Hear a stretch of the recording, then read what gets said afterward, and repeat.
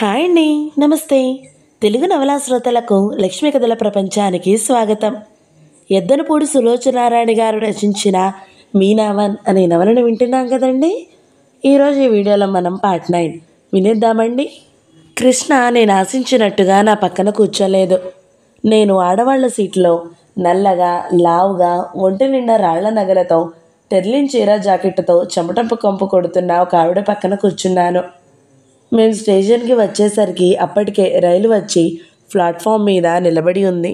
Station అంతా గాబరాగా సందడిగా కోలాహలంగా ఉంది.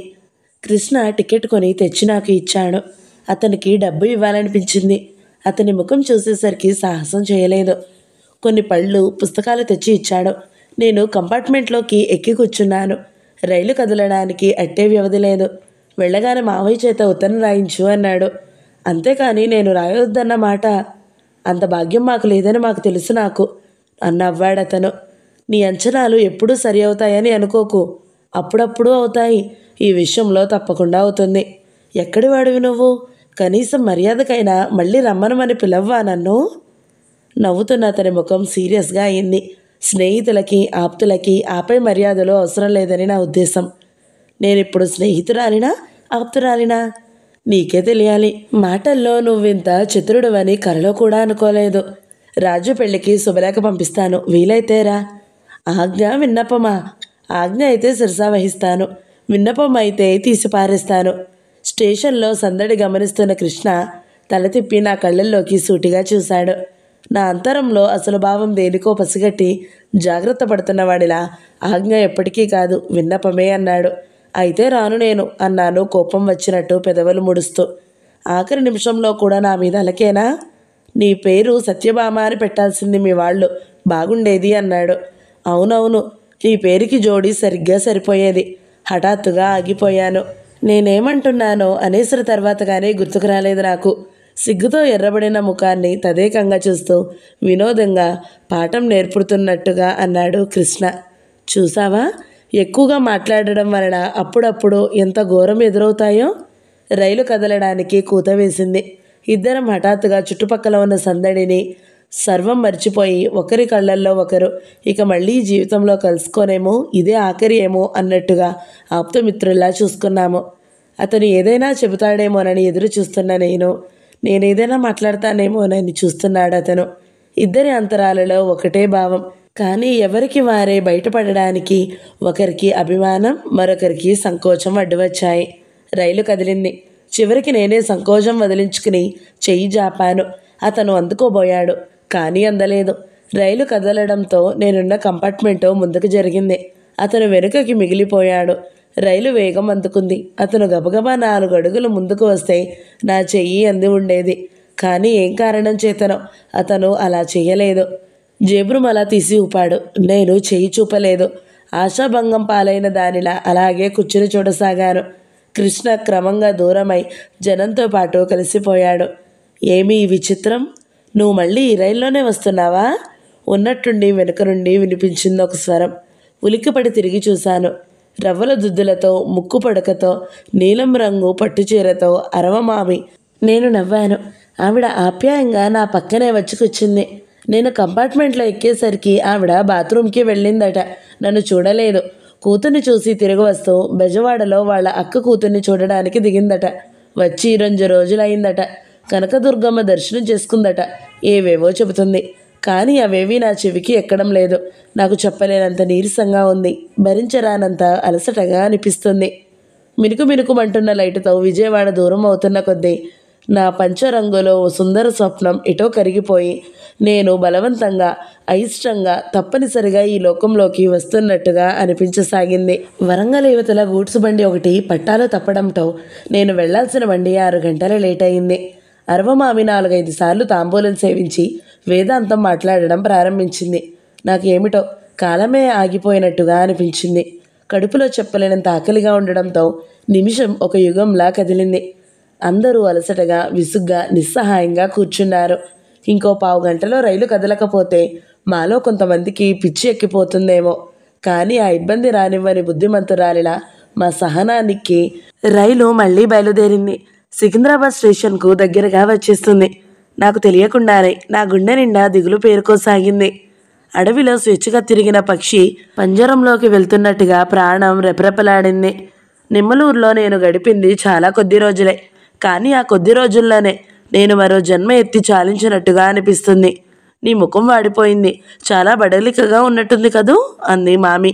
నేను నవ్వు తెచ్చిపెట్టుకుంటూ అవునన్నట్టు తల ఊపాను. నాతో పాటు సికింద్రాబాద్లో దిగిపోరాదు నువ్వు కూడా అందావిడ.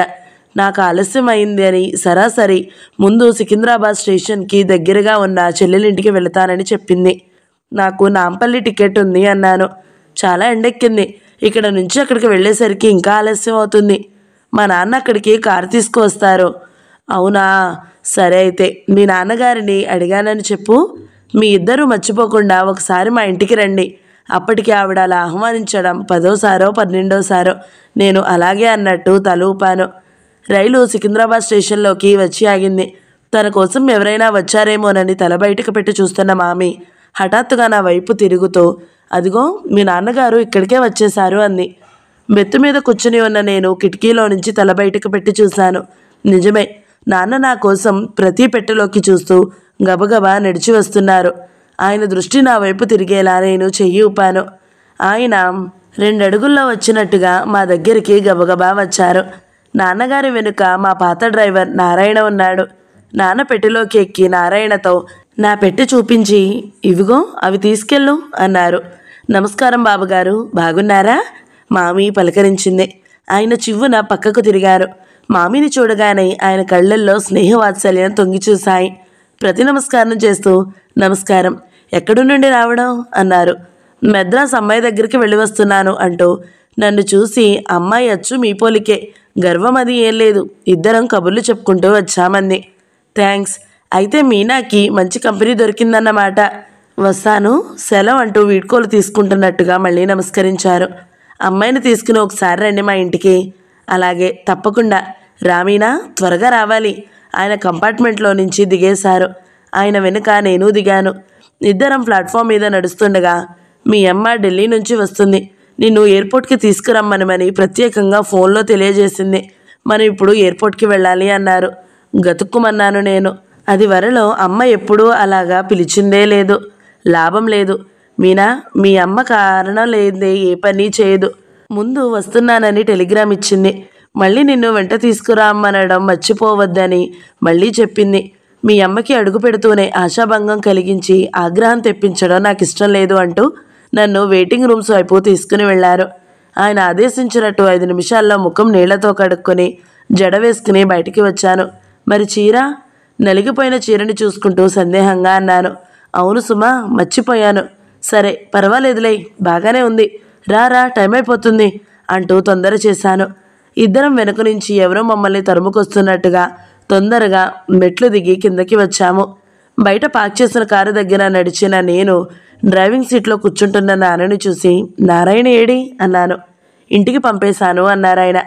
నేను ఆయన పక్కన కూర్చుని డోర్ వేస్తుండగానే కారు స్టార్ట్ చేశారు. కారు బేగంపేట వైపు బాణంలా దూసుకుపోవడం మొదలుపెట్టింది. ప్రశాంతంగా ఉన్న పరిసరాల్లో ఆరు బయటలో నివసించినట్టుగా వాతావరణంలో గడిపి వచ్చిన నాకు క్షణంసేపు ఈ రోడ్లు కొత్తగా ఎలాగో అనిపించాయి. జనం సందడిగా హడావిడిగా వెడుతూ, కార్లు గందరగోళంగా వస్తూ పోతూ నానా గజిబిజిగా కనిపించింది. డ్రైవ్ చేస్తూ నాన్నగారు అన్నారు, ట్రైన్ లేట్ అనేసరికి నా ప్రాణం పోయినంత పని అయింది.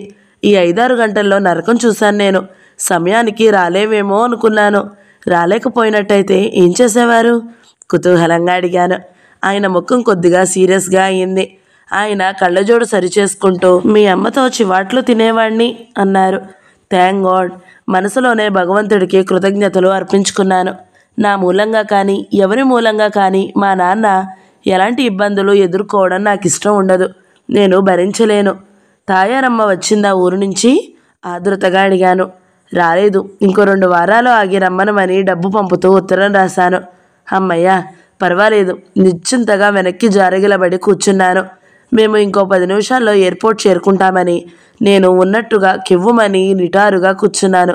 ఏమిటది? ఏమైంది? కంగారుగా అన్నారాయన. కారు సడన్ బ్రేక్తో కీచునమంటూ ఆగిపోయింది. వెనుక డిక్కీలో నా పెట్టే బెడ్డింగు. సందేహంగా భయంగా చూశాను. అబ్బా, అదా, చంపావు. అవి లేవు. నారాయణతో టాక్సీలో ఇంటికి పంపాను. అమ్మయ్యా, నేను మళ్ళీ జారగిలబడి కూర్చున్నాను. అంతర్యంలో మారుమూరల నా పిరికితనానికి నాకే సిగ్గువేసింది. నారాయణ మళ్ళీ పనిలోకి వచ్చాడా? నాన్నగారి వైపు చూస్తూ అడిగాను. 4 నెలల క్రితం అమ్మని నారాయణ దేనికో ఎదిరించి సమాధానం చెప్పాడని పనిలో నుంచి తీసేసింది. తన పని తను సరిగ్గా చేసి అనవసరంగా మాటలు పడని నారాయణ అంటే అమ్మకు చాలా చిరాకు. పెద్దవాళ్ళు, యజమానులు అన్నాక ఏదో కాస్త కొప్పు కడకుండా ఎలా ఉండడం? అసలు అంత ఆత్మాభిమానం ఉన్నవాళ్ళు ఇలాంటి పనులకు రాకూడదు అంటుంది. ఈసారి మీ అమ్మ వచ్చేసరికి తనకిష్టం లేని పనులు చాలా జరిగాయి అన్నారు నాన్న. ఇద్దరం ముఖాలు చూసుకున్నాము. నాన్నగారి పెదవుల మీద చిరునవ్వు గమనించిన నేను కూడా నవ్వాను. నాకెందుకో ఆ క్షణంలో మేమిద్దరము అమ్మ వెనుక గూడు పుటాని చేసే శత్రు సైనికుల్లా అనిపించింది. ఎయిర్పోర్ట్కి చేరుకునేసరికి సరిగ్గా ప్లేన్ వచ్చే టైం అయింది. కార్ పార్క్ చేసి మేము లోపలికి అడుగుపెట్టేసరికి ఢిల్లీ నుంచి వస్తున్న ప్లేన్ 5 నిమిషాల్లో ల్యాండ్ అవుతున్నట్టుగా అనౌన్స్మెంట్ వినిపించింది.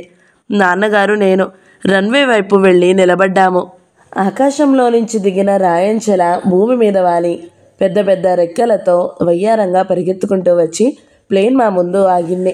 అంతవరకు సగర్వంగా ఉత్సాహంగా ఉన్న మరో వ్యక్తి కనిపించబోతున్న అమ్మను చూసి నేను బలవంతంగా పట్టుకోవాలని పెరుగులాడుతున్నా వినిపించుకోకుండా కాలికొద్ది పరుగులంకించుకున్నట్టుగా అనిపించసాగింది. ప్లేన్లో నుంచి ఒక్కొక్కళ్ళు దిగుతున్నారు. మా అమ్మ కూడా కనిపించింది. తన చురుకైన కళ్ళు క్షణంలో వెంటనే మా మీద నిలిచాయి. మమ్మల్ని చూసి ఆనందపడిన దానిలా చెయ్యెత్తి ఊపింది. నాన్నగారు కూడా ఊపారు. నేను అలాగే ఉన్నాను. సన్నగా కోలగా ఉన్న ముఖానికి కొంచెం పెద్దగా కనిపిస్తున్న కూలింగ్ గ్లాస్ నల్లటి రంగు మీద లేత నీలంలో పెద్ద పెద్ద పువ్వులున్న పల్చటి సిఫాన్ చీర, స్లీవ్లెస్ జాకెట్ వేసుకుని సింపుల్గా ఉన్న హెయిర్ స్టైల్లో కుడివైపున పెద్ద గులాబీ పువ్వు పెట్టుకుని పల్చగా తమలపాకులా నాజూగ్గా చూడగానే అందరి కళ్ళని తన వైపే తిప్పుకొనేలా ఉన్న అమ్మని చూడగానే నా అంతరాలలో సజీవమైనదేదో కృంగిపోయినట్టుగా ఉంది. నాకు నేనే వయసు చెల్లిన మనిషిలా మోటుగా సభ్యతా సంస్కారం ఎరుగని మూర్ఖురాలిలా అనిపించసాగాను. ఆమె వెనుక దిగుతున్న గ్రే కలర్ ఫుల్ సూట్లో ఉన్న మరో నల్లద్దాల కళ్ళజోడ పెద్ద మనిషి కూడా మమ్మల్ని చూసి చేయి ఊపాడు. అతను సారథి అని గుర్తించడానికి నాకు 1 నిమిషం కూడా పట్టలేదు. అది సారథి కూడా వచ్చాడు. అందుకనే నిన్ను తీసుకురమ్మనమని మీ అమ్మ చెప్పింది తనలో అనుకుంటున్నట్టుగా అన్నారు నాన్న. సారథి అమ్మ నడిచి వస్తుంటే చూసేందుకు చాలా ముచ్చటగా ఉన్నారు. సారథి అమ్మ కంటే చాలా చిన్నవాడే, కానీ ఆ క్షణంలో అమ్మే అతని కంటే 4-5 సంవత్సరాలు చిన్నదానిలా కనిపిస్తుంది. సారథి నాన్నగారి దగ్గరికి రాగానే ఎంతో వినయం ఉట్టిపడేవాడిలా భావ ప్రదర్శిస్తూ 2 చేతులు జోడించి నమస్కరించాడు. వెల్కమ్ మై బాయ్ అంటూ నాన్న కరచలనం కోసం చేయి చాచారు. అమ్మ నా బుగ్గ పట్టుకుని సున్నితంగా సాగలాగుతూ, అలా ఉన్నావేం, అన్నం తినడం లేదా, కళ్ళల్లోకి ప్రాణాలు వచ్చాయి అంది. నీతో తీసుకువెళ్ళలేదని కోపం అంతా నా మీద చూపించింది. నా ప్రాణాలు తీసింది అన్నారు నాన్న. అమ్మ నిజమా అన్నట్టు నా వైపు చూసింది. చేయి చాచి నా భుజాల చుట్టూ వేసి పొదివు పట్టుకుని దగ్గరికి హత్తుకుంటూ, వెళ్ళానన్న మాటే గాని నా ప్రాణమంతా నీ దగ్గరే ఉంది అంది. ఎందుకో గాని ఎన్నడూ లేనిది అలా లాలనగా వినిపించిన అమ్మ మాట వినగానే నా కళ్ళు హఠాత్తుగా చెమ్మగిల్లాయి. వస్తానని రాలేకపోయినందుకు సారథి నీకు స్వయంగా క్షమాపణలు చెప్పుకోవడం కోసం వచ్చాడు అంది. నేను తలెత్తి చూడలేదు, కానీ నాలోని అణువణువు అతను నన్నే చూస్తున్నట్టుగా గ్రహించింది. లగేజ్ రావడానికి టైం పడుతుంది. అందువల్ల అందరం వచ్చి వెయిటింగ్ హాల్లో కూర్చున్నాము. అమ్మ నా చేయి వదలకపోవడంతో నేను తప్పనిసరిగా ఆవిడ పక్కనే కూర్చోవలసి వచ్చింది. మాతో పాటు కూర్చున్న సారథి ఇప్పుడే వస్తా అంటూ లేచి వెళ్ళాడు.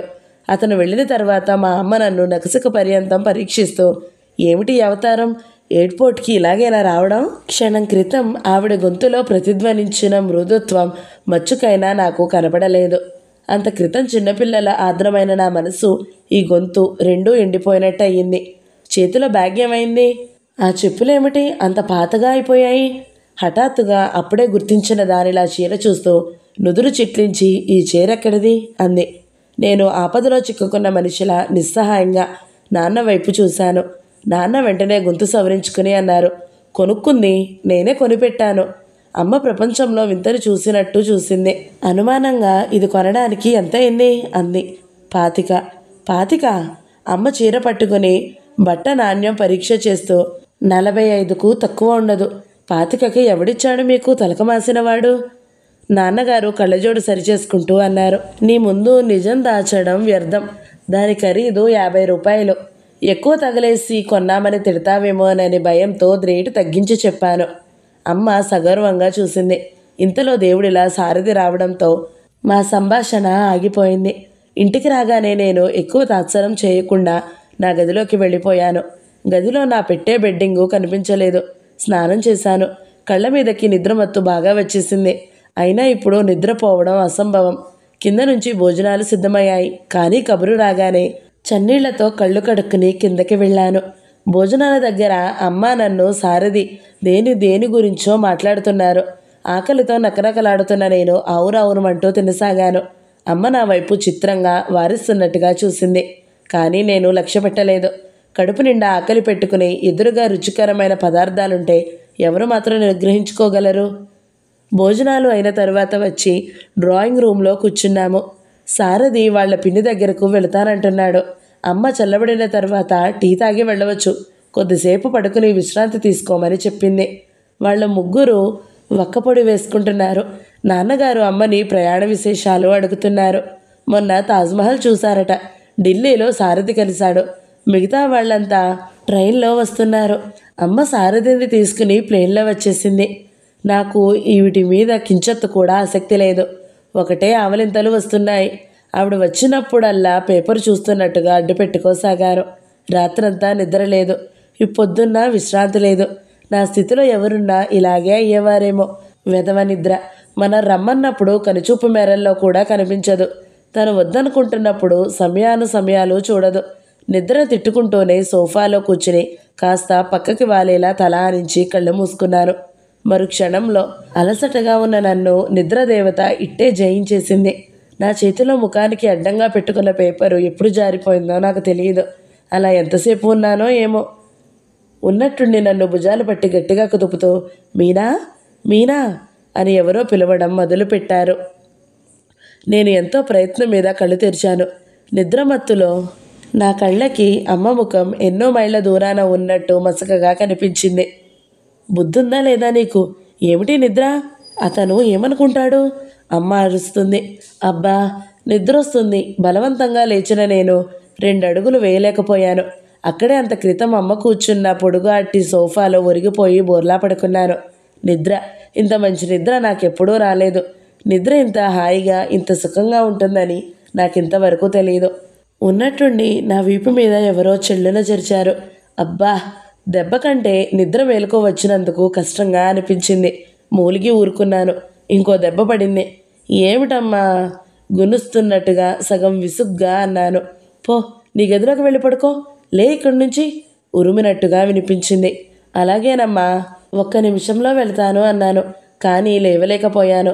లెమ్మంటుంటే నిన్ను కాదు, చాలా దూరం నుంచి వినిపిస్తున్నట్టుగా వినిపించింది అమ్మ స్వరం. పోనీ పడుకోని రాదు, నాన్నగారి స్వరం పలికింది. మీరిలాగే దాన్ని గారాబం చేసి పాడు చేస్తున్నారు. అతను ముందు నిద్రపోయింది. ఏమనుకుంటాడు అతను? సరే జరిగిపోయిందిగా. సారథి వెళ్ళిపోయాడు. ఇప్పటికీ ఎవరు ఎక్కడ పడుకుంటే ఏమైంది? నేను లేని ఈ 10 రోజుల్లో ఎన్ని పిచ్చి వేషాలు వేసిందో. నాన్నగారు సమాధానంగా ఏమన్నారో వినిపించలేదు. అప్పటికే మళ్ళీ నాకు నిద్ర వచ్చేసింది.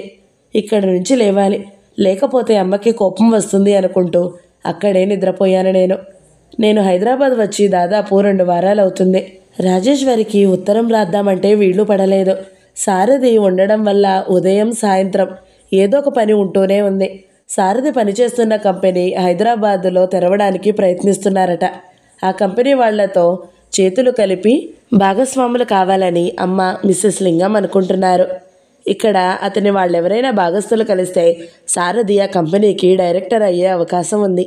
సారథి ఎలాగైనా అక్కడ స్థిరపడేలా చూసి ఇతన్ని ఇల్లరికం తెచ్చుకోవాలని అమ్మ ప్రయత్నం. దానికి ఈ అవకాశం బాగా కలిసి వచ్చింది. మా కుటుంబం, మిస్సెస్ లింగం గారి కుటుంబం అరమరికలు లేకుండా ఇంత దగ్గర అయ్యామంటే మా ఇంట్లో చేసిన కూరలు, పచ్చళ్ళు వాళ్ళకి మేము, మాకు వాళ్ళు పంపే వరకు వచ్చింది. అమ్మ రాగానే నేను నెమ్మలూరు వెళ్ళిన విషయం నాన్న తనే చెప్తానన్నారు. అమ్మ ఒంటరిగా రాకుండా వెంట సారథిని తీసుకువచ్చింది. అదొక కారణమైతే రెండవ రోజునే అమ్మకి నాన్నకి డ్రైవర్ నారాయణ విషయంలో చాలా పెద్ద అభిప్రాయ భేదం వచ్చింది. ఒకసారి తీసేసిన వాళ్ళని మళ్ళీ పెట్టుకోవడం ఏమిటి? వాడికి మనం లోకువైపోతాం అంది అమ్మ. వాడు పిల్ల జల్లతో ఉద్యోగం దొరక్క అల్లాడిపోతున్నాడు. భార్య వదిలి వెళ్ళిపోవడానికి సిద్ధంగా ఉంది. ఇంటి నిండా పిల్లలు, చేతిలో కానీ లేదు. ఈ విధంగా మనం ఆదుకుంటే ఆ కృతజ్ఞతతో వాడు మనం ఏదన్నా పెదవి కదపడు అంటారు నాన్న. వాడికి పొగరు జాస్తి. అలాంటి వాళ్ళంటే నాకు ఒళ్ళు మంట. తల పొగరున్న వాళ్ళని చూసి చిరాకు పడ్డట్టే ఆత్మాభిమానం ఉన్న వాళ్ళని గౌరవించడం కూడా నేర్చుకోవాలి మనం. ఇన్నేళ్లకి మీ దగ్గర పాఠాలు నేర్చుకోవాలి నేను. వాడి మీద మీకు అంత జాలి ఉంటే వేరే ఇంకో ఉద్యోగం చూపించండి. మన ఇంట్లో ఉండడానికి మాత్రం వీల్లేదు ఖచ్చితంగా అంది అమ్మ. నేను వాడికి మాట ఇచ్చేశాను నిష్కర్షగా అన్నారు. నా మాట అంటే మీకు లక్ష్యం లేదు. అమ్మ తీవ్రంగా చూసింది. నేను అనాల్సిన మాట నువ్వనడం న్యాయం కాదు. ప్రసంగం శృతి మించుతుంది. అది ఎక్కడికి దారి తీస్తుందో గ్రహించిన నేను మెల్లగా అక్కడి నుంచి జారుకున్నాను. నాకు నిష్పక్షపాతంగా ఆలోచిస్తే నాన్నగారు చెప్పింది ఎంతో సమంజసంగా కనిపించింది. నారాయణ మాట పడడు. వాడికి అభిమానం, రోషం ఎక్కువే. కానీ మిగతా డ్రైవర్ల చీటికి మాటికి నాగాలు పెట్టడు. కారుని జాగ్రత్తగా చూసుకుంటాడు. తన వైపు నుంచి అనవసరంగా మాట రాకుండా ఎంతో జాగ్రత్తగా చూసుకుంటాడు. మిగతా డ్రైవర్లు అలా కాదు. అమ్మ ముందు ఎంతో వినయం, గౌరవం ప్రదర్శిస్తారు. వెనుక ఇష్టం వచ్చినట్లు ప్రస్తావిస్తారు. వాళ్ళు అంత మంచిగా అణుకువగా ఉండడం వల్ల అమ్మ సహజంగా ఏమీ అనలేకపోయింది. దానివల్ల చిన్న చిన్న పొరపాట్లు, చెప్పలేనంత ఇబ్బందులు అనేకం కలుగుతూ ఉండేవి. చాలాసేపైన తర్వాత నా గదిలో కూర్చుని పుస్తకం తిరిగేస్తున్నాను. అమ్మ బిగ్గరగా మాట్లాడడం, తర్వాత కొద్దిసేపటికి నా గది ముందే అటు ఇటు తిరగడం, నా కర్మ అని ఏడుపు బిగబట్టిన కంఠంతో అంటూ విసురుగా వెళ్ళడం వినిపించింది. ఆ రాత్రి అమ్మ భోజనం చేయలేదు. నాన్నగారు నిద్రపోలేదు. నేను ఎప్పటిలాగానే ఎప్పుడూ ఏదో గొడవ అనుకుంటూ చిరాకు పడి ముఖం మార్చుకుని నా గదిలోకి వెళ్ళి తలుపులు మూసుకోలేదు. కోపంతో ఉన్న అమ్మని పలకరిస్తే ఇంకా కోపం తెచ్చుకుంటుందేమో, నేనేమైపోతానోనని భయపడలేదు. ఈ సమయంలో ఆవిడ దగ్గరకు వెళ్ళడం మంచిదా కాదా అని సందేహించలేదు.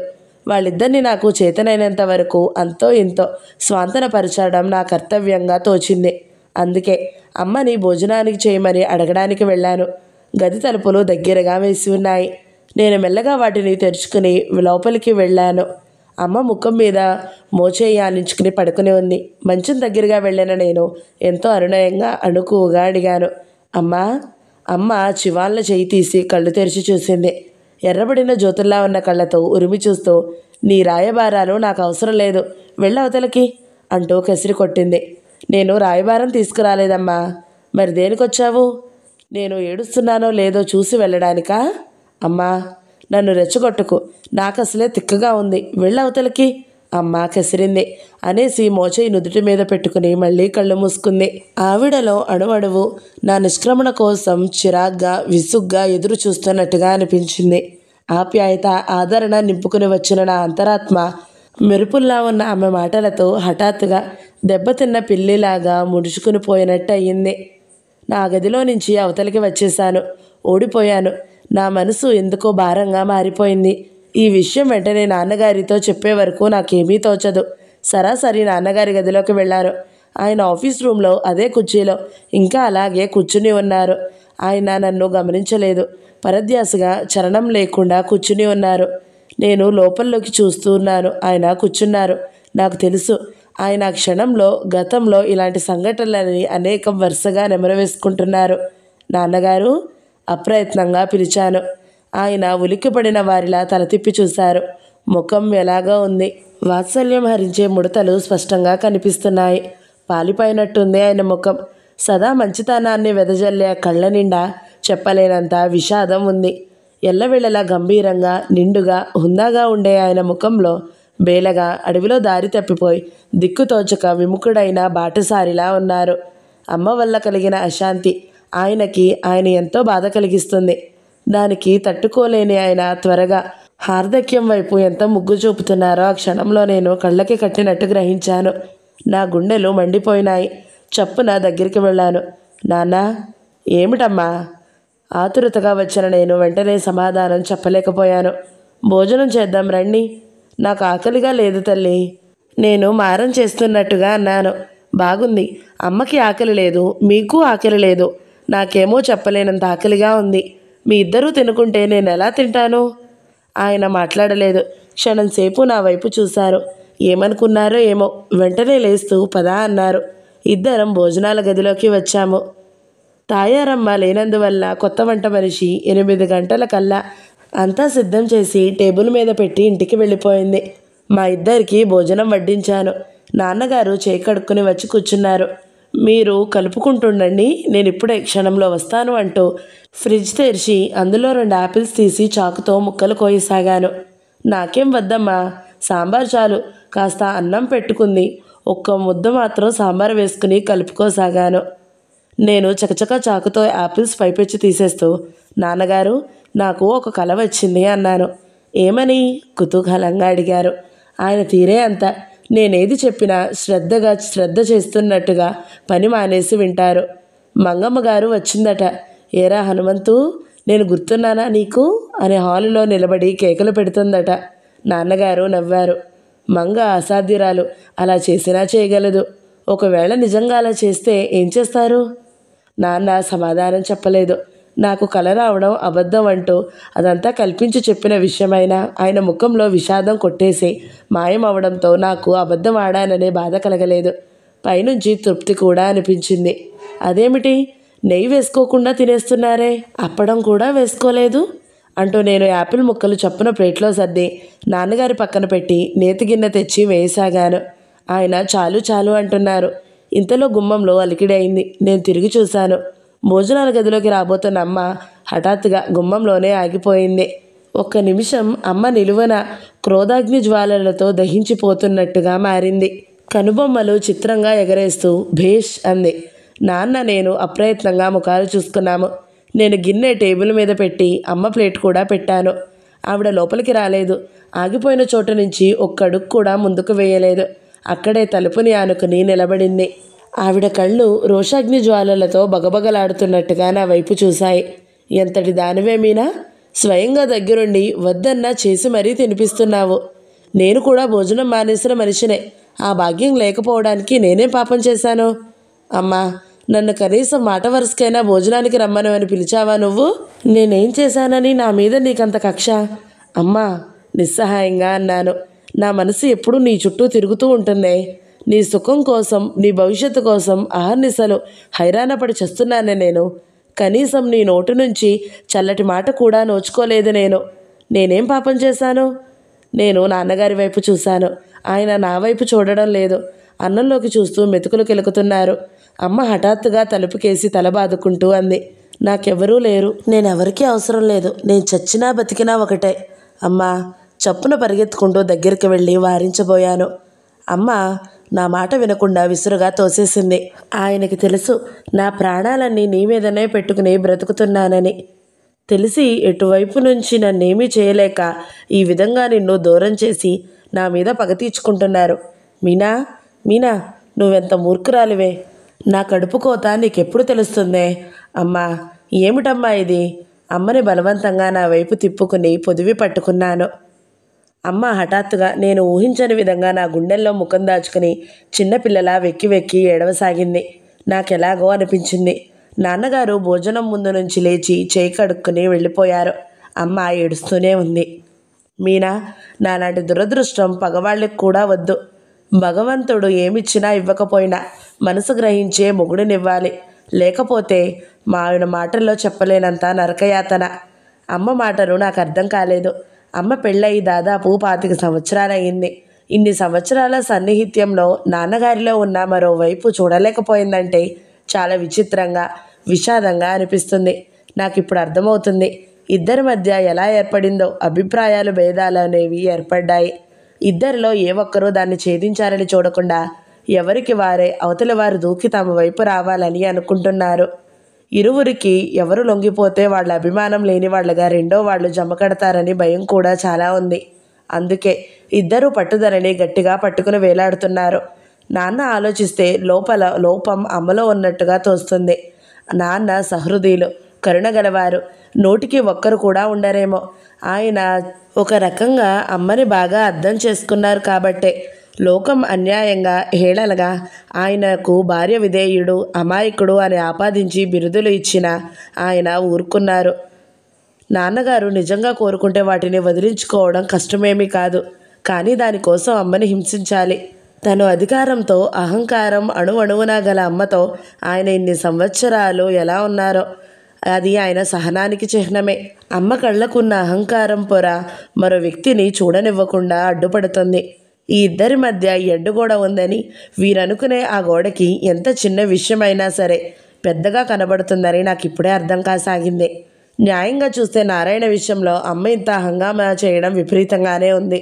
4 రోజులు చూసి వాడిలో ఏదో ఒక తప్పు నాన్నగారికి చూపించి అప్పుడు పంపేస్తే పోయేది. ఒక్క మా అమ్మే కాదు, చాలామంది ఇలానే ఉంటారు. చాలా సమర్థులుగా వ్యవహరించే వ్యక్తులు చాలామంది అమాయకుల్లా ఇలాగే తెలివి తక్కువగా ప్రవర్తిస్తూ ఉంటారు. అమ్మ ఏడుపు ఉధృతం తగ్గింది. ఇంత క్రితం నేను నీ గదిలోకి వచ్చింది నిన్ను భోజనానికి రమ్మనమని పిలవడానికే. నువ్వు చాలా చిరాగ్గా ఉన్నావని అట్టే తర్కించక వచ్చేశాను. నీ ఇచ్చకబులో నా దగ్గర చూపించకు. నాకేం వద్దు, తలనొప్పిగా ఉంది, ఒక కప్పు కాఫీ చేసుకుందామని వచ్చాను సారిడాన్ వేసుకోవడానికి. అలాగేనమ్మా, నువ్వు వెళ్ళి పడుకో, నేను 5 నిమిషాల్లో తయారు చేసి తీసుకువస్తాను. అంత కష్టం నీకెందుకులే. అమ్మ విసిరిన వ్యంగ్యాన్ని మింగి ఊరుకున్నాను. నాకేం కష్టం లేదమ్మా. నీకు నాన్నగారికి నేను ఏ కాస్త చేయగలిగినా నాకు అది కొండంత సంతోషంగా ఉంటుంది. తాయారమ్మ ఉంటే నాకు కావాలన్న ఈ అవకాశం దక్కదు. అమ్మ మరేం మాట్లాడకుండా ముఖం తిప్పుకొని అక్కడి నుంచి వెళ్ళిపోయింది. నేను అన్నం తీసేసి మూతలు పెట్టేశాను. నాన్నగారు వదిలేసిన ప్లేట్ తీస్తుంటే అప్రయత్నంగా నా కళ్ళల్లో నీళ్లు తిరిగాయి. పాపిష్టిదాన్ని. ఆయన్ని అన్నానికి రమ్మనమని బలవంతం చేయకుండా ఉన్నా పోయేది. వీళ్ళిద్దరూ ఇలా చీటికి మాటికి రాద్ధాంతం చేసుకుని అన్నం మానేసిన రోజులు ఎన్నో ఉన్నాయి. ఇంతకు ముందైతే నాకు ఏమీ అనిపించేది కాదు. కానీ ఈరోజు ఎందుకో చెప్పలేనంత బాధగా ఉంది. ఈ ప్రపంచంలో ఎంతోమంది పట్టుమని పట్టడు మెతుకులు దొరికితే చాలని అల్లాడిపోతున్నారు. అన్ని విధాలా ఉన్న వీళ్ళకి ఆనందంగా అనుభవించకుండా ఇదెక్కడ దరిద్రం? మనుషుల్లో 180 మంది ఇలాగే బాధలు సృష్టించుకుని జీవితంలో తృప్తి లేదని అల్లాడిపోతారేమో. గ్యాస్ స్టవ్ వెలిగించి అమ్మకి స్ట్రాంగ్ కాఫీ కలిపి కప్పులో పోసి మరో పక్క పాలు బాగా వేడి చేసి పక్కన పెట్టాను. నేను కాఫీ తీసుకుని వెళ్ళేసరికి అమ్మ మంచం మీద కూర్చుకుని క్లబ్ కాగితాలేవో చూసుకుంటుంది. ఆవిడకి చాలా బాధ కలిగినప్పుడు అలా మనసు మరో పని మీదకి మరల్చుకొని మెల్లగా బాధని మర్చిపోవడానికి ప్రయత్నించడం అలవాటు. అది నేను చాలాసార్లు చూశాను. డ్రాయర్ సొరుగు తీసి శారడాన్ తీసి అమ్మకిచ్చాను. అది అమ్మ వేసుకుని కాఫీ తాగింది. కాఫీ తాగుతుంటే డ్రాయర్ అంచున ఆనుకుని నిలబడి చూస్తున్నా నేను వెలుగులో పరీక్షగా అమ్మ ముఖం వైపు చూశాను. ఎప్పుడు ఎంతో చక్కగా కళకళగా ఉండే ఆ ముఖం ఇప్పుడు పాలిపోయినట్లుగా ఎలాగో ఉంది. వాటి కళ్ళ ఇరుపక్కల ముడతలు స్పష్టంగా కనిపిస్తున్నాయి. మొన్న ఎయిర్పోర్ట్లో కూలింగ్ గ్లాస్ పెట్టుకుని సారథి పక్కన 10 సంవత్సరాల వయసు తగ్గినట్టుగా హుషారుగా కనిపించిన వ్యక్తి ఈ మనిషేనా అనిపించింది. కాఫీ తాగి కప్పు నాకు ఇచ్చేస్తూ అమ్మ వెనక్కు వాలి దిండు మీద తల ఆనించి కళ్ళు మూసుకుంటూ ఆ కాగితాలు సర్దిపెట్టి టేబుల్ మీద పెట్టి లైట్ తీసేసి వెళ్ళిపో అంది. అమ్మ చెప్పినట్లే చేశాను. కాగితాలు సర్ది పెట్టడం కాకుండా తల కింద దిళ్ళు సరిచేశాను. దోమ తెర దింపాను. కిటికీకి తెరలు పక్కకు లాగి కట్టాను. లైట్ తీసేసి తలుపులు దగ్గరగా వేసి బయటికి వచ్చాను. వంటింట్లో చల్లారిపోతున్న పాలు గుర్తుకు వచ్చాయి. చకచకా లోపలికి వెళ్ళాను. 5 నిమిషాల అనంతరం నాన్నగారి కోసం ఆఫీస్ రూమ్లో చూశాను. ఆయన అక్కడ లేరు. పడక గది వైపు వెళ్ళాను. ఎప్పుడు లేనిది ఈరోజు తలుపులు లోపల వేసుకున్నారు. తలుపు మీద తట్టాను. ఎవరు? నేను. మీనా? అవునండి. ఆయన లేచి వచ్చి తలుపు తీశారు. నా చేతుల్లో ఉన్న ట్రై చూస్తూ ఏమిటమ్మా అన్నారు. ఈ యాపిల్ ముక్కలు తిని పాలు తాగేయండి, నేను ఇంకేమీ మాట్లాడను అన్నాను. నువ్వు భోజనం చేశావా? లేదన్నట్టు తల ఊపాను. ఎందుకని? ఆకలిగా లేదండి. ఆయన దారి తొలగి నిలబడిన నేను లోపలికి వచ్చేందుకు తోవ ఇచ్చారు. నేను ట్రే తీసుకొచ్చి పక్కన ఉన్న స్టూల్ మీద పెడుతుంటే ఆయన గాఢంగా నిట్టూర్పు విడిచారు. అది నేను విన్నాను. యాపిల్ ముక్కలు సగం పైగా తీసి నాకు ఇచ్చేశారు. నేను తినే వరకు ఊరుకోలేదు. పాలు 2 గక్కలు ప్లేట్లో పోసుకుని మిగతావి నాకు ఇచ్చేసి తాగమని బలవంతం చేశారు. నేను అవి తాగుతుండగా హఠాత్తుగా అన్నారాయన, మీనా, నా కోరిక ఒకటి ఉంది, అంగీకరించాలి నువ్వు. చెప్పండి. సాధ్యమైనంత త్వరగా నువ్వు పెళ్లి చేసుకుని ఈ ఇంటి నుంచి వెళ్ళిపోవాలి. నేను చకితురాలైనట్టు తలెత్తి చూశాను. ఆయన కళ్ళల్లో వేదన, విషాదం గూడు కట్టుకుని ఉన్నాయి. అవును మీనా, నువ్వు వీలైనంత త్వరగా పెళ్లి చేసుకోవాలి. కానీ కానీ అమ్మ నన్ను వేరే ఇంటికి పంపే ఉద్దేశంలో లేదే. నువ్వు ఏర్పరచుకో. నాకు కాబోయే భర్త ఇల్లరికం రావడానికి అనుమతిస్తే అలాంటి వ్యక్తిని నువ్వు కలలో కూడా భర్తగా ఒప్పుకోకు. నా ఇష్టాలకి విలువ ఉంటుందంటారా? ఉండేలా చూసుకోవాలి నువ్వు. కొద్దిసేపైన తరువాత నేను నాన్నగారి గదిలో నుంచి యువతలకి వచ్చేశాను. నా మనసంతా దిగులుగా చేదుగా ఎలాగో ఉంది. నాన్నగారు నాకు ఇచ్చిన సలహా ఏమిటో, ఆయన కోరుకుంటున్నదేమిటో స్పష్టంగా తెలిసిపోతుంది నాకు నాదంటూ ఒక ఇల్లు ఏర్పడాలి. నాకు నా నీడలో వాళ్ళిద్దరికీ ఆశ్రయం ఉండాలి. కానీ వాళ్ళ దగ్గర నేను ఉండకూడదు. నాదంటూ ఒక ఇల్లు స్వతంత్రంగా ఉంటే నేనెవరి అధికారాలకి తలవంచన అవసరం లేదని నాన్న అభిప్రాయం. నేను స్వతంత్రంగా ఆనందంగా బ్రతకాలని ఆయన మనస్ఫూర్తిగా వాంఛిస్తున్నారు. గదిలోకి వచ్చి మంచం మీద పడుకున్న నాకు చాలాసేపటి వరకు నిద్ర పట్టలేదు. కిటికీలోంచి కనిపిస్తున్న ఆకాశ నక్షత్రాలు మినుకు మినుకున కదులుతున్నాయి. నాకెందుకో అలసటగా అనిపించింది. ఈ ఇంట్లో దేనికి కొదవలేదు, అన్నీ ఉన్నాయి, ఒక్క మనశ్శాంతి తప్ప అనిపించసాగింది. సారథి ఉండడం వల్ల ఇంట్లో అనుకున్నంత గాలి దుమారం రేగలేదు. అమ్మ బలవంతంగా తన కోపాన్ని లోపల దిగమింగాల్సి వచ్చింది. ఎందుకంటే సారథి డైరెక్టర్ అయ్యే అవకాశం కలుగుతున్న ఆ కంపెనీ ఓపెన్ చేయడానికి కావలసిన పనులు చక్కబెట్టుకోవడం కోసం వారిని వీరిని కలిసే ప్రయత్నంలో అమ్మ తప్పనిసరిగా నాన్నగారితో మాట్లాడాల్సి వచ్చేది. నాన్నగారు కూడా అడిగిన దానికి సూటిగా, క్లుప్తంగా, నిరాసక్తిగా జవాబు ఇస్తూ ఉండేవారు. సారథి ఎదురుగా ఉన్నప్పుడు ఇద్దరు ఎంతో ఆప్యాయంగా, ఒకరి మాట ఒకరికి ఎంతో గౌరవాభిమానాలు ఉన్నట్టుగా మాట్లాడుకునేవారు. కానీ ఎవరైనా కాస్త శ్రద్ధగా వారి ముఖాలను చూసినట్టయితే ఆ అభిప్రాయం అనేది ప్రదర్శన అని, మాటలు అడుగున ఆత్మీయత లోపించినట్టు ఇట్టే తెలిసిపోతుంది. పాపం ఎదురుగా ఉన్నప్పుడు ఎంతో అభిమానంగా ప్రవర్తించే ఇద్దరు అతని అటు వెళ్ళగానే ఎడముఖం పెడముఖంగా అయిపోయేవారు.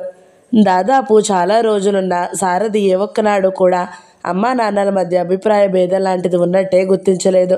ఒక్కసారి కూడా ఏం మీనా, మీ అమ్మా నాన్నల మధ్య ఏమైంది అంటూ ఒక్క చిన్న మాట నన్ను అడగలేదు. అతను అడిగి ఉంటే నాకెందుకో సంతోషం వేసేది. ఆ అడగకపోవడం వల్ల నా మనసులో అతనంటే ఏర్పడిన భావం అతను కల్లో కూడా ఊహించలేడు. అమ్మ తరచుగా మాటికి భగవంతుడు సరిగా చూస్తే 1-2 నెలల్లో సారథి ఇక్కడికి వచ్చేస్తాడు, అప్పుడు ఇంకా ఏ ఇబ్బందులు ఉండవు అనడం మొదలుపెట్టింది. మహా అతనేదో పెన్నిది అయినట్టు. ఇంత క్రితం ఇన్ని సంవత్సరాలు అతను లేనప్పుడు మాకు సుఖంగా గడవనట్టు. నాకు ఒళ్ళు మండేది. ఈ మాట 1-2 సార్లు పైకి అనేయాలనిపించింది కూడా, కానీ నిగ్రహించుకున్నాను. మా ఇంట్లో వాతావరణం మామూలుగా అయిపోయింది. అమ్మ వచ్చిన 4 రోజులకే తాయారమ్మ వచ్చేసింది. ఒళ్ళు చేసి గుమ్మటంలా ఉన్న తాయారమ్మను చూడగానే నాకు ఆవిడ కూతురికి సుస్థి చేసిన విషయం నిజమేనా అన్న అనుమానం వచ్చింది. నాన్నగారు కూడా తనకు అలాంటి అనుమానమే కలిగిందని అన్నారు. మా అమ్మ అయితే ప్రయాణం పడనివ్వదని, ఆవిడ ఊరు వెళుతుందని తెలిసి అలా టెలిగ్రామ్ ఇప్పించుకుని 4 రోజులు కూతురి దగ్గర హాయిగా సుఖంగా గడిపి వచ్చినట్టుంది. బహుశా అందుకే ఆ రోజు నన్నింత మొండిగా రానివ్వలేదేమో. నా నెమ్మలూరు ప్రయాణం గుర్తుకు వస్తే నేను నమ్మలేనట్టుగా ఆశ్చర్యం వేస్తుంది. ఆ వచ్చి వెళ్ళింది నేనేనా? ఇంత కలిమిలో పుట్టి ఇంత అపురూపంగా పెరిగిన నేను బీదరికం నిండిన నా ఇంట్లో అంత ఆనందంగా హాయిగా ఎలా ఉండి వచ్చాను? అదంతా గుర్తు చేసుకుంటేనే ఎలాగో ఉంది. ఈ మనుషులు ఎంత వెర్రివాళ్ళు, సంపదకి సుఖాలకి లెక్క పెడతారు. ఈ రెండిటికి అసలు సంబంధం లేదని నా నెమ్మలూరు ప్రయాణం నాకు పాఠం నేర్పింది. నా ప్రయాణానికి చిహ్నంగా బీరువాలో జరీ అంచు తెల్ల చీర, నాన్నగారి బుక్స్ వెనుక ఒక ఫోటో రీలో మిగిలాయి. ఈ 2 లేకపోయినట్టయితే నా ఈ అనుబంధం అంతా నేను కళ అని భ్రమపడే ప్రమాదం ఏర్పడి ఉండేది.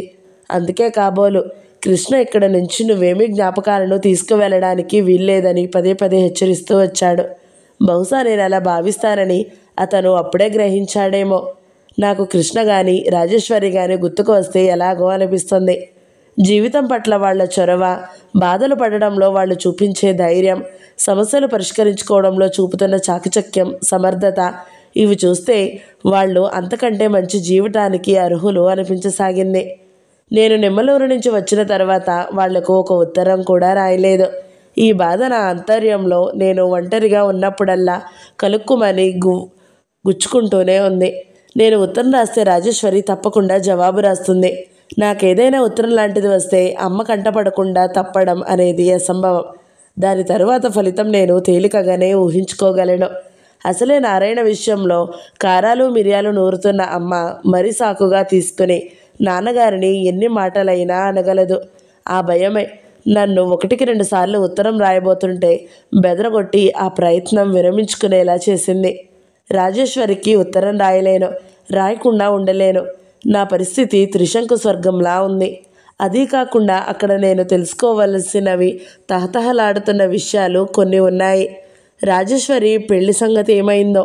నేను అక్కడ అంత చనువుగా కబుర్లు చెప్పి ఇక్కడికి వచ్చిన తర్వాత ఒక కార్డు ముక్క కూడా రాయినందుకు కృష్ణ ఏమనుకుంటున్నాడో.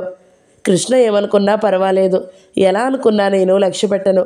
కానీ రాజు గుర్తుకు వచ్చినప్పుడల్లా నాకు దొంగతనం చేసినంత సిగ్గుగా ఉంటుంది. తప్పకుండా ఉత్తరాలు రాస్తానని, మర్చిపోనని ఎన్నెన్నో చెప్పి వచ్చాను. ఒక్క మాట కూడా నిలబెట్టుకోలేకపోయాను. వాళ్ళు నిష్కల్మషమైన అభిమానానికి చిహ్నంగా ఎంతో ఖరీదైన జరీ అంచు తెల్లచీర నన్ను చూసి వెక్కిరిస్తున్నట్టుగా ఉంది.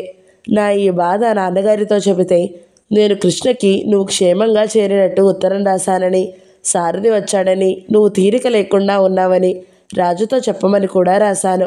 నువ్వు రాయలేదని వాళ్ళేమనుకోరులే అన్నారు. నా ముఖం ఎరుపు రంగుకి తిరిగింది. నేను సారథితో బిజీగా ఉన్నానా? అది నిజమేనా? అందుకే నేను ఉత్తరం రాయలేకపోయానా? నేను గదిలోంచి వెళ్ళబోతూ ఆగి అడిగాను. నాన్నగారు, మీరు కృష్ణకి అత్తయ్యకి నన్ను బాగా చూసినందుకు థ్యాంక్స్ చెబుతూ రాశారా? ఆయన నవ్వారు. అలాంటివి వాళ్లకు తెలియవు. వాళ్ళ మావయ్య కూతురువిగా నిన్ను బాగా చూడడం వాళ్ళ ధర్మం అనుకుంటారు. కానీ కృష్ణ వేరు నాన్నగారు. అవును, వేరు, చాలా వేరు ఆలోచనగా అన్నారాయన. ఎందుకు ఆయన ముఖం విషాదంగా మారింది. తాయారమ్మ కాఫీ తీసుకుని లోపలికి రావడంతో మా సంభాషణ ఆగిపోయింది. ఆ రోజు అమ్మ, నాన్న, సారథి ముగ్గురు పని మీద ఎక్కడో ఎవరినో కలుసుకోవడానికి వెళ్ళారు. వాళ్ళు ఇక్కడ పెట్టబోయే కంపెనీ గురించి ఆయన చాలాసేపు ఏదో చర్చించాలట. నాన్నగారు నన్ను వద్దులే అన్నారు. అమ్మ కూడా అంత బలవంతం చేయలేదు. సారథి సరే నేను ఉన్నా లేకపోయినా, వచ్చినా రాకపోయినా అతనికి ఒకటేనని నాకెప్పుడో తెలిసిపోయింది. సూర్యుడిలా ఉన్న అమ్మ ముందు నా వ్యక్తిత్వం దివీటీలా తెల్లపోవడం బాగా అలవాటైపోయింది. నాకు ప్రత్యేకత లేదనే బాధ కలగడం ఎప్పుడూ లేదు. అమ్మ వాళ్ళతో నేను వెళ్ళనవసరం లేదనే ఊహ నా ప్రాణం పోసినట్టు అయింది.